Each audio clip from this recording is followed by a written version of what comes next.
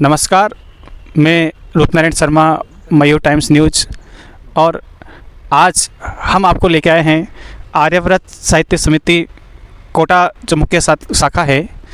क्यों ना हम ये हर वर्ष एक साहित्यकार, दो साहित्यकारों का सम्मान करती है, तो हम इस संस्था के संरक्षक आनंद हजारी जी से जानते हैं, कवि आनंद हजारी जी से जानते हैं कि ये जो सम्मान प्रक्रिया है उन्होंने कब से चला रखी है और आर्यव्रत साहित्य जो संस्था है वो कब से इस साहित्यिक सेवाओं में कार्यरत है। तो हजारी जी सर नमस्कार। नमस्कार साहब।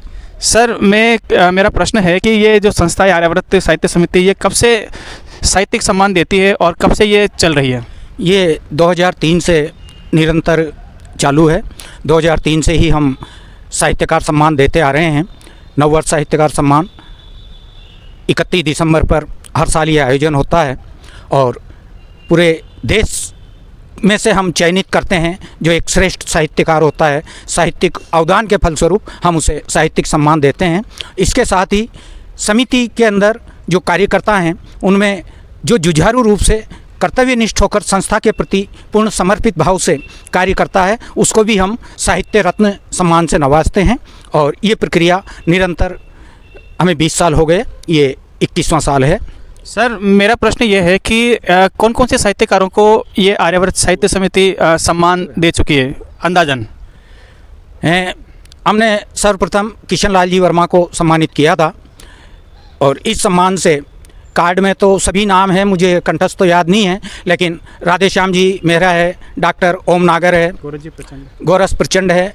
और सर मेरा प्रश्न ये भी है कि इस साल आप किन्हें सम्मान से नवाज रहे हैं, उसकी विस्तार से जानकारी दें।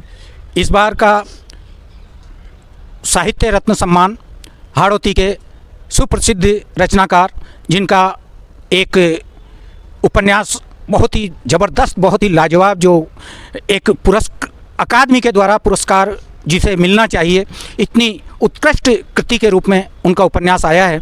उनकी एक कहानियों की कृति आई है और ग्रामीण क्षेत्र से बिलोंग करते हैं, बहुत ही सहज और सरल हृदयी, जो कि हमारी संस्कृति को जीवित रखने के लिए जिन्होंने एक करसो खेत खलान संस्था पूरे देश में जिसकी शाखाएं उन्होंने खोल रखी है, उनका नाम होता है, मैं बहुत ही आदर और सम्मान के साथ उनका नाम लेना चाहता हूं, श्रीमान जगदीश भारती जी को हम इस बार का आर्यावर्त साहित्य रत्न सम्मान प्रदान कर रहे हैं। और आर्यावर्त रत्न हम राष्ट्रीय कवि राजेंद्र पंवार का नाम आप सबने सुना ही होगा।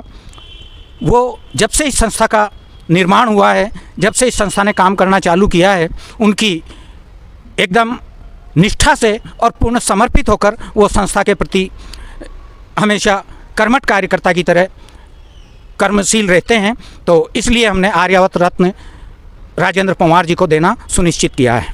तो मेरा कहना यह है कि आर्यव्रत साहित्य समिति द्वारा 31 दिसंबर को जो एक भव्य कार्यक्रम होने वाला है, सम्मान समारोह, उसमें किस किस तरह की व्यवस्थाएं रहेगी, कहाँ पर यह आयोजन होने जा रहा है, कितने बजे से होगा, आप सभी कवि मित्रों को, दर्शकों को इसकी सूचना दें।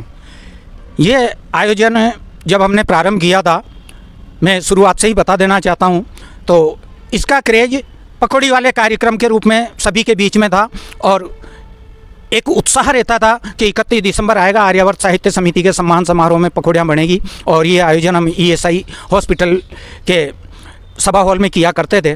विगत 3-4 सालों से हमने इस प्रोग्राम को गुमानपुरा संत कंवरराम सिंधी धर्मशाला में शिफ्ट किया है। वहाँ गिरधर लाल जी पंजवानी की अध्यक्षता में ये कार्यक्रम होता है। इसके मुख्य अतिथि इस बार हमारे सुमंगलम ग्रुप के चेयरमैन श्रीमान IL सैनी जी होंगे और विशिष्ट अतिथि के तौर पर डॉक्टर वीणा अग्रवाल जो कि वरिष्ठ साहित्यकार हैं और आचार्य धनराज जी शर्मा जो कि वरिष्ठ साहित्यकार तो हैं ही लेकिन समाज सेवी भी हैं, वो हमारे विशिष्ट अतिथि होंगे। सम्मानित साहित्यकारों पर जो प्रकाश डालेंगे वो गीत ऋषि मुकुट मणिराज जी डालेंगे। और इसी समारोह में इस बार हमारे महासचिव नंद सिंह जी पंवार की एक हिंदी कृति और एक राजस्थानी कृति भी आ रही है। हिंदी कृति है मुझे कुछ कहना है और राजस्थानी कृति है थारी मारी, इन दोनों का लोकार्पण भी इसमें किया जाएगा और इन कृतियों पर प्रकाश डालेंगे डॉक्टर रामावतार जी सागर। और इस आयोजन में सुबह 10 से 12 बजे तक तो भोजन का कार्यक्रम रहता है। इसके बाद में कृतियों का लोकार्पण होगा और फिर सम्मान समारोह का आयोजन होगा। तो ये है आर्यव्रत साहित्य समिति के संरक्षक आनंद हजारी जी, जिन्होंने इस बार जो सम्मान समारोह है जिसमें कृतियों का विमोचन भी है, हिंदी कृतियाँ और राजस्थानी भाषा की कृतियाँ, तो आप भी ज़रूर पधारें। विशेष आग्रह है हमारा कि सभी कवि बंधु जो भी नव लेखन लिख रहे हैं, वरिष्ठ साहित्यकार जो भी हैं, सब पधारें। बहुत बहुत धन्यवाद।